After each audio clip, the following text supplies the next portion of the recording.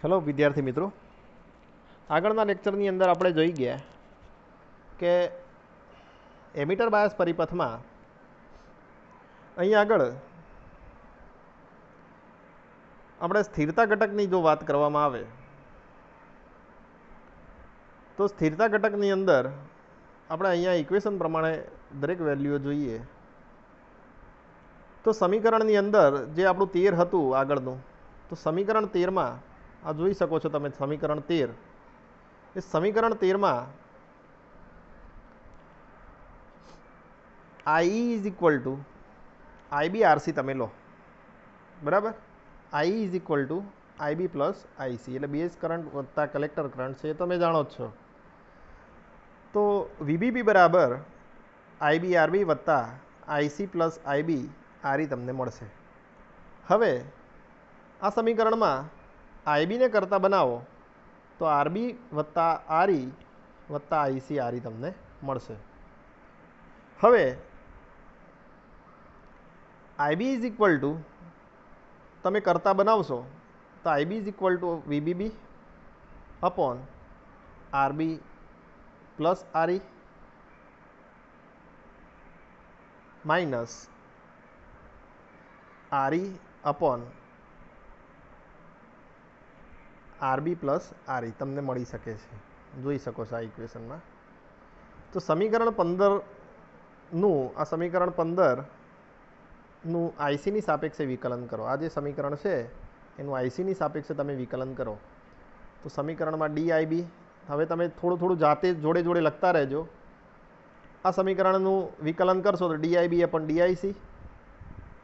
પછી જુઓ વીબીબી જે વેલ્યુ છે, વોલ્ટેજ તમારો ફિક્સ હોય છે એટલે કે અચળ હોય છે.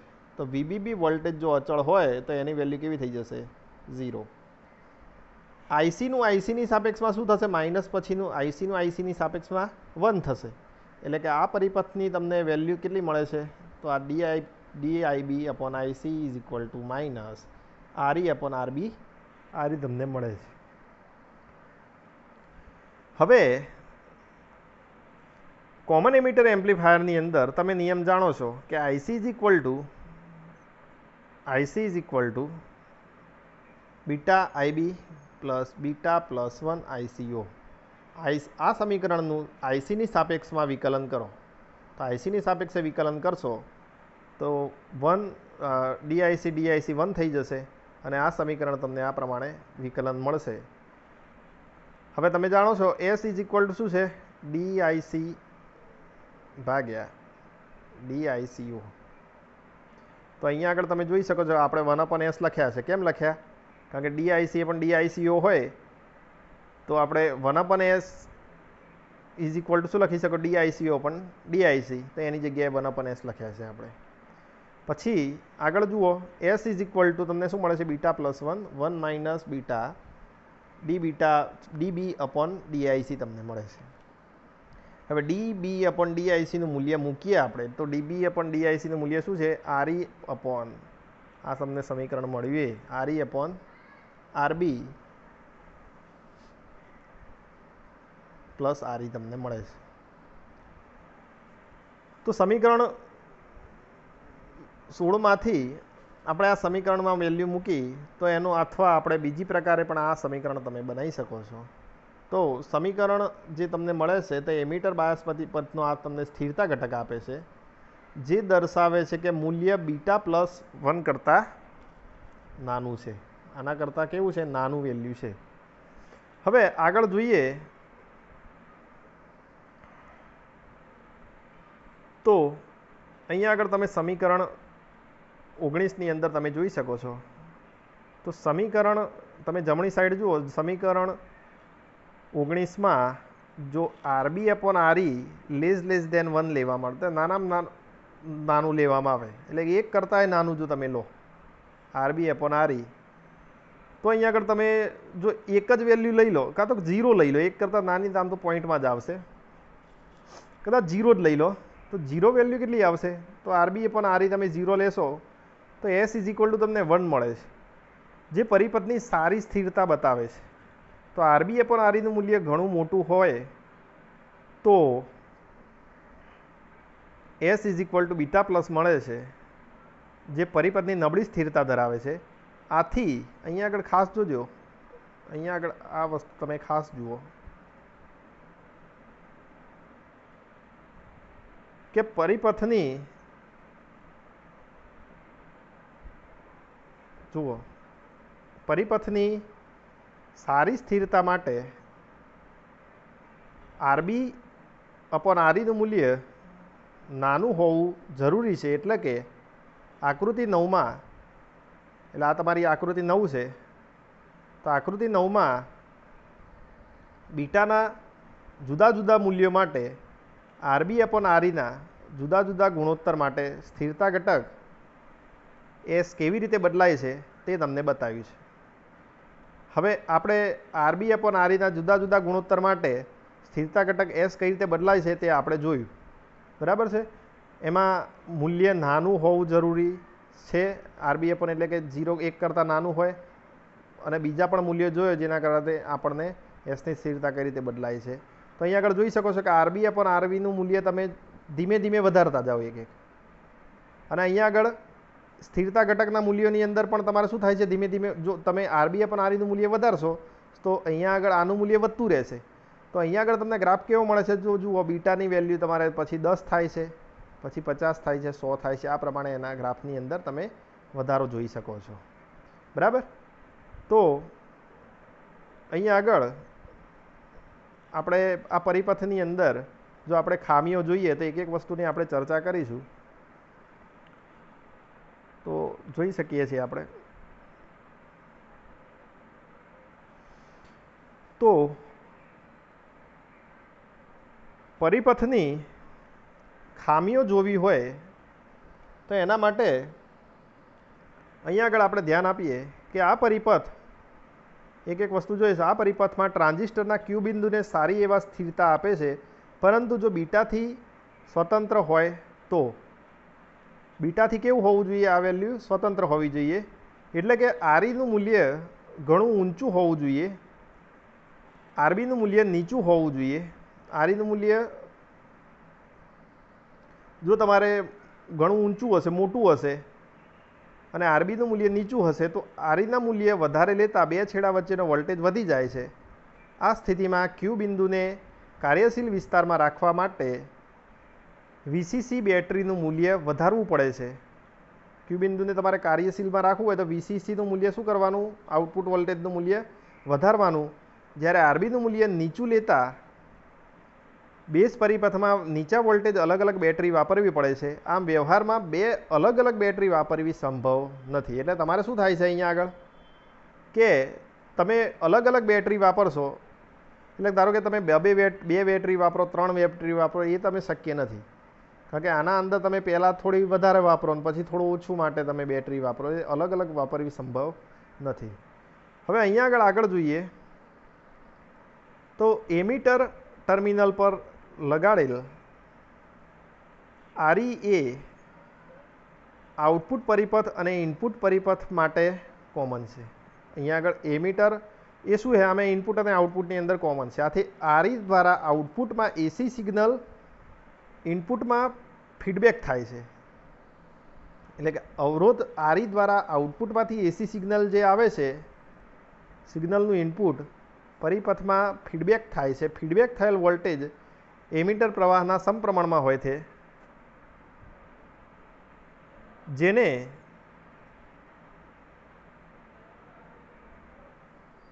અહીંયા આગળ જોઈ શકો છો, જેને શ્રેણી પ્રવાહ ફીડબેક કહેવામાં આવે છે.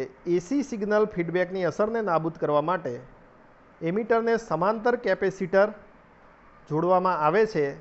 તેના દ્વારા આઉટપુટ એસી સિગ્નલ ગ્રાઉન્ડ થઈ જાય છે. હવે આપણે અહીંયા આગળ શું થાય છે કન્ડિશન, તો અહીંયા આગળ જે ધારો કે આપણે જોઈએ તો અહીંયા આગળ આપણે આ જે આકૃતિ છે, આ આકૃતિ લઈ લઈએ આપણે, બરાબર. અહીંયા આગળ આ ધારો કે એક આકૃતિ લીધી. અહીંયા આગળ શું થાય છે કે ધારો કે તમે અહીંયા આગળ એમીટર જે છે એ ઇનપુટ અને આઉટપુટની અંદર કેવું છે, કોમન છે. હવે આમાં એવું થશે કે આઉટપુટની અંદરથી જે એસી સિગ્નલ અહીંયા આગળ આવ્યું, બરાબર છે, એસી સિગ્નલ અહીંયા આગળ આવે છે, ત્યારે અહીંયા આગળ થાય છે એવું કે આ એસી સિગ્નલ આ ઇનપુટને પણ ડિસ્ટર્બ કરે છે. આ એસી ઇનપુટને પણ ડિસ્ટર્બ કરે છે. જો ઇનપુટને ડિસ્ટર્બ કરતું હોય તો અહીંયા આગળ ઇનપુટ અને આઉટપુટ વચ્ચે તમારે જે ફેઝ ડિફરન્સ 180 જેટલો રહે છે એ રહેતો નથી, અહીંયા આગળ ડિસ્ટોર્શન થાય છે. એટલે આઉટપુટનું જે સિગ્નલ એસી જે છે એને ગ્રાઉન્ડ કરવા માટે અહીંયા કેપેસિટર જોડવામાં આવશે. બાયપાસ કેપેસિટર કહેવાય છે. બાયપાસ કેપેસિટર એટલા માટે કે અહીંયાથી આવેલું જે એસીનું જે સિગ્નલ છે એ સિગ્નલ અહીંયા ડાયરેક્ટ કેપેસિટરમાં થઈ અને ક્યાં જવા દેશે? નીચે ગ્રાઉન્ડમાં જવા દેશે. કેપેસિટરમાં જઈ અને સીધું ગ્રાઉન્ડમાં જવા દેશે. તો સીધું ગ્રાઉન્ડમાં જશે તો અહીંયા આગળ અહીંયાથી જે અહીંયા જે એમીટર વોલ્ટેજ જે તમને મળશે એ તમને વ્યવસ્થિત મળશે. તમારે એના અંદર જો વધારો ઘટાડો કરવો હોય તો તમે કરી શકો છો આગળની કન્ડિશન પ્રમાણે. તો અહીંયા આગળ એમીટર પર લગાડેલ આરી અવરોધ શું કહે છે? એના અંદર એસી સિગ્નલ ઇનપુટ દ્વારા ફીડબેક થાય છે. તો અહીંયા આગળ વોલ્ટેજ પ્રવાહ આઈના સમપ્રમાણમાં છે. તો અહીંયા આગળ આપણે આની અસર નાબૂદ કરીએ તો કેપેસિટર જોડીએ તો અહીંયા આગળ શું કન્ડિશન થશે? કારણ કે અહીંયા આગળ જે તમને અવરોધ મળે છે એ અવરોધ તમારો આરી જે છે આઈ એ વીઈ જેટલો તમારો મળે છે. અહીંયા આગળ જો તમારો વોલ્ટેજ જે છે એ સિગ્નલ ધારો કે આરીની અંદર ધારો કે વોલ્ટેજની અંદર તમારું સિગ્નલ આવે, આના અંદર જ્યારે સિગ્નલ આવશે તો અહીંયા વોલ્ટેજની અંદર કંઈક તફાવત જોવા મળે છે. તો એ વસ્તુ નાબૂદ કરવા માટે આપણે બાયપાસ કેપેસિટર આપણે જોડીએ કે જેનાથી એ ડાયરેક્ટ નીકળી જાય. હવે આગળ જોઈએ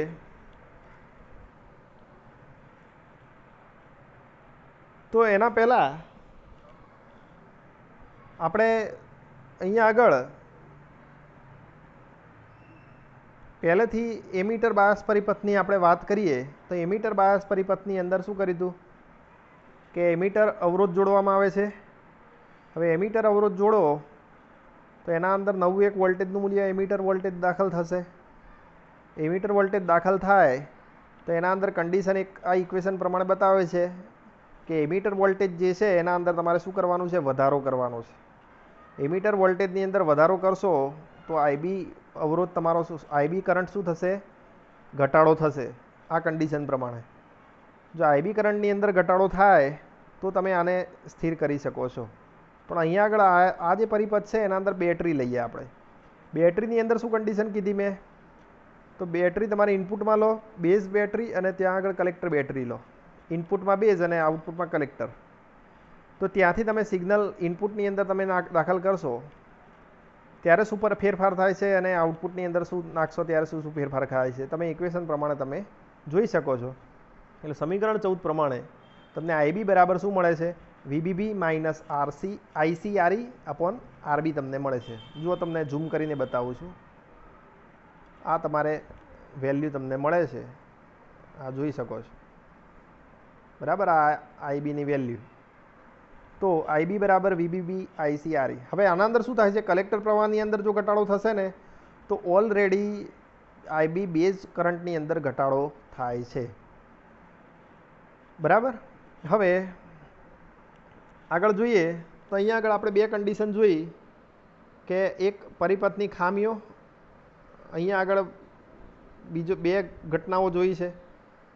તો આ પરિપથમાં શું વાત થઈ ફરીથી તમને કહી દઉં. આ પરિપથમાં ટ્રાન્ઝિસ્ટરના ક્યુ બિંદુ સાથે સારી સ્થિરતા આપે એના માટે આરઈનું મૂલ્ય ઘણું ઊંચું લેવાનું છે તમારે. જો આરઈનું મૂલ્ય ઘણું નીચું હોવું, આરબીનું મૂલ્ય નીચું હોવું જોઈએ અને આરઈનું મૂલ્ય ખૂબ જ વધારે હોવું જોઈએ. આરઈનું મૂલ્ય વધારે લેતા બે છેડા વચ્ચેનો વોલ્ટેજ વધી જાય છે. આ સ્થિતિમાં ક્યુ બિંદુને કાર્યશીલ વિસ્તારમાં રાખવા માટે વીસીસીનું મૂલ્ય વધારવું પડે છે. જો વીસીસીનું મૂલ્ય વધારો તો આરબીનું મૂલ્ય નીચું લેતા બેઝ પરિપથમાં નીચા વોલ્ટેજ અલગ અલગ બેટરીઓ તમારે વાપરવી પડશે. તમે અલગ અલગ બેટરીઓ વાપરી શકતા નથી. બીજા નંબરમાં શું કહે છે કે એમિટર ટર્મિનલ સાથે લગાડેલ આરઈ આઉટપુટ પરિપથ અને ઇનપુટની અંદર કોમન છે. આથી આરઈ દ્વારા આઉટપુટમાંથી એસી સિગ્નલનું ઇનપુટ પરિપથમાં ફીડબેક થાય છે.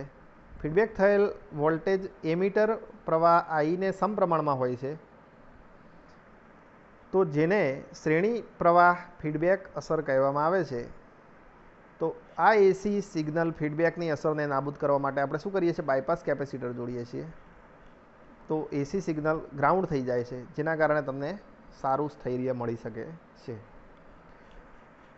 હવે આગળ જઈએ તો એમિટર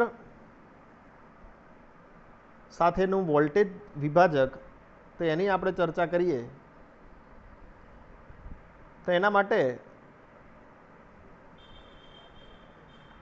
આપણે જે આપણો એમિટર બાયસ વોલ્ટેજ છે એનો જ આપણે એમિટર બાયસ વોલ્ટેજ આપણે લઈ લઈએ. એના અંદર આપણે બે ભાગની અંદર વિભાજિત કરીએ.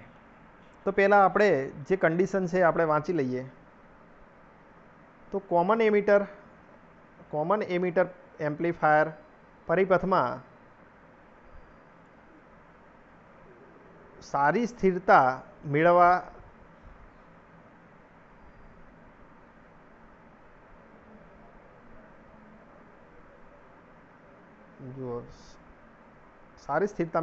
આકૃતિમાં દર્શાવેલ પરિપથનો ખૂબ જ બહોળો ઉપયોગ થાય છે. તો એમાં અવરોધો R1 અને R2 બેટરી વીસીસીની સમાંતર વોલ્ટેજ વિભાજક તરીકે વાપરવામાં આવે છે. આ ગોઠવણીથી ટ્રાન્ઝિસ્ટરના બેઝ પ્રવાહ આઈબી મળે છે. એમિટર પરિપથમાં અવરોધ આરઈ જોડેલો છે. આ પ્રકારની ગોઠવણીથી ટ્રાન્ઝિસ્ટર બીટાથી સ્વતંત્ર થાય છે. આ પરિસ્થિતિમાં સ્થિરતા આપણે સમજી શકાય છે. તાપમાન વધતા લીકેજ પ્રવાહ આઈસીયુનો વધારો, કલેક્ટર આઈસીનું મૂલ્ય વધે. આઈસી ઇઝ ઇક્વલ ટુ આઈ તમે જાણો છો. એમિટર પ્રવાહ આઈની અંદર વધારો થાય છે, જેથી એમિટર વોલ્ટેજ વીઈ વધે છે. એમિટર વોલ્ટેજ વીઈની અંદર જો વધારો થાય તો R1 અને R2ની ગોઠવણીથી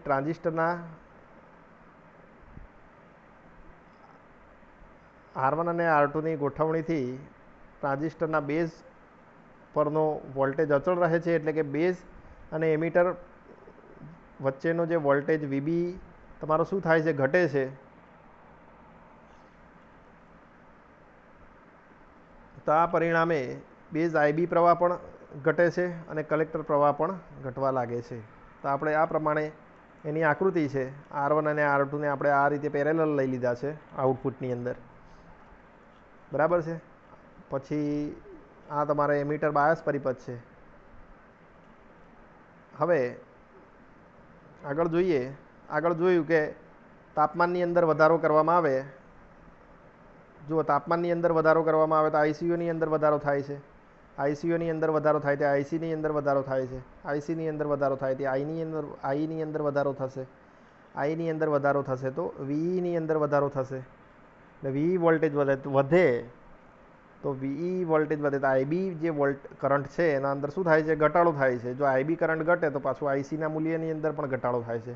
એટલે કે તમે આઈસીથી આ જે તમારી સમતોલન પરિસ્થિતિ છે એ તમે જોઈ શકો છો.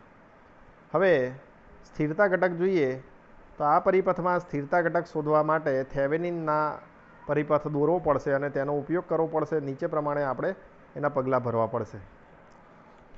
તો થેવેનિનના પ્રયોગની અંદર જવા માટે આપણે બે કન્ડિશનો છે. બરાબર. તો અહીંયા આગળ જોઈએ આ પહેલી કન્ડિશન. તો બેઝ વિભાગના સમતુલ્ય પરિપથ દોરવા માટે ટ્રાન્ઝિસ્ટરના બેઝ ટર્મિનલને પરિપથમાં દૂર કરતાં આપણે R2ના બે ખુલ્લા છેડા વચ્ચેનો મળતો વોલ્ટેજ થેવેનિન વોલ્ટેજ મળશે. તે આગળ પ્રમાણે લખાશે. તો અહીંયા આગળ શું કરવાનું છે? બેઝ વિભાગના સમતુલ્ય પરિપથ દોરવાનો. ત્યારબાદ ટ્રાન્ઝિસ્ટરના બેઝ ટર્મિનલ પરિપથમાંથી દૂર કરવાનો. ટ્રાન્ઝિસ્ટરને તમારે અલગ કરી દો બેઝ પરિપથમાંથી. પછી આપણને R2ના બે ખુલ્લા છેડા વચ્ચે, એટલે R2ના જે બે ખુલ્લા છેડા છે એના વચ્ચે મળતો જે વોલ્ટેજ છે એ થેવેનિન વોલ્ટેજ VTH મળશે, જે આગળ પ્રમાણે લખી શકીએ. તો VTH is equal two VCC પછી R2/R1 plus R2 is equal two VBB તમને મળે છે. તો અહીંયા આગળ જોઈ શકો છો કે આ R1 અને R2, મેં તમને શું કીધું કે R2ના બે છેડા, એટલે કે આ એક છેડો અને આ છેડો, આ બંને છેડાને તમારે શું લઈ લેવાના? R2ના બે છેડા. પછી આ તમારે આને પેલી બાજુ લઈ જાઓ, આ જે ભાગ છે એને પેલી બાજુ વાળીને આમ લઈ દો. તો દેખો અહીંયા આગળ R1 અને R2 તમને મળી જાય છે. જુઓ અહીંયા આગળ લખો R1, સોરી આ R2 લખો, આ R2, આ લખો R1.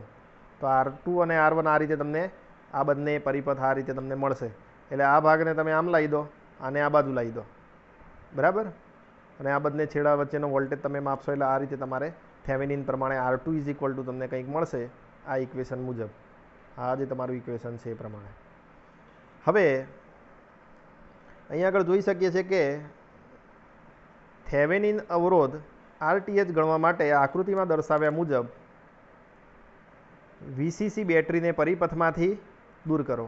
હવે તમારે શું કરવાનું છે? VCC બેટરી છે પરિપથમાં દૂર કરી દો, એટલે કે R1નો એક છેડો ગ્રાઉન્ડ કરો. અને આકૃતિ 3માં દર્શાવે છે કે તમારે આકૃતિ 3 જે છે એના અંદર દર્શાવે છે કે R1 અને R2 એકબીજાને સમાંતર છે. જો થેવેનિનના અવરોધ RTH અથવા બેઝ અવરોધ RB કહેવાય છે, તો બેઝ અવરોધ RBને તમે R1 × R2, R1 + R2 તમે કહી શકો છો. જો તમે R1ને તમે આગળ પ્રમાણે તમે ગ્રાઉન્ડ કરી દો તો બરાબર છે. VCC તમે હટાડી દો.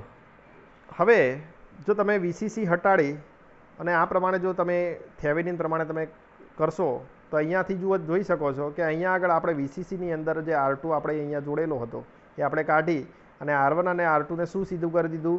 સીધા સમાંતર શ્રેણીમાં જોડી દીધા આપણે સમાંતર અવરોધ બનાવીને. તો સમાંતર અવરોધ બનાવી દે તો આ અવરોધ કયો થઈ ગયો? કે બેઝ અવરોધ થઈ ગયો તમારો. બેઝ અવરોધ થઈ ગયો, તમારો વોલ્ટેજ VBB સીધો IB કરંટ ક્યાંથી જશે? બેઝ અવરોધમાંથી જઈ અને તમારે VCC કેટલું મળશે? તો VCC ઇઝ ઇક્વલ ટુ આઉટપુટની અંદર તમને કેટલું મળશે? R2 R1 plus R2. આપણે પહેલી કન્ડિશન પ્રમાણે આઉટપુટ અવરોધ કેટલો મળશે? તો VCC R2/R1 પ્લસ R2 તમને મળશે. અહીંયા આગળ તમે આ થેવેનિન પ્રમાણે તમે જોઈ શકો છો. તો વિદ્યાર્થી મિત્રો, આ પ્રમાણે આગળ આપણે એની થેવેનિનની થિયરી પ્રમાણે આપણે એનો સ્ટેબિલિટી ફેક્ટર આપણે જો જોઈએ તો કઈ રીતના આવે છે એ આપણે જોઈ શકીએ છીએ. તો આપણે આગળના લેક્ચરની અંદર આ પ્રમાણની પરિસ્થિતિ આપણે જોઈશું. તો આગળનું લેક્ચર વિદ્યાર્થી મિત્રો જોવા માટે તમને હું કહું છું કે આગળનું લેક્ચર તમે જોતા રહેજો. અને જેમ જેમ લેક્ચરો આવશે તમારા વોટ્સઅપની અંદર ગ્રુપમાં, એ પ્રમાણે તમે જોતા રહેજો. તો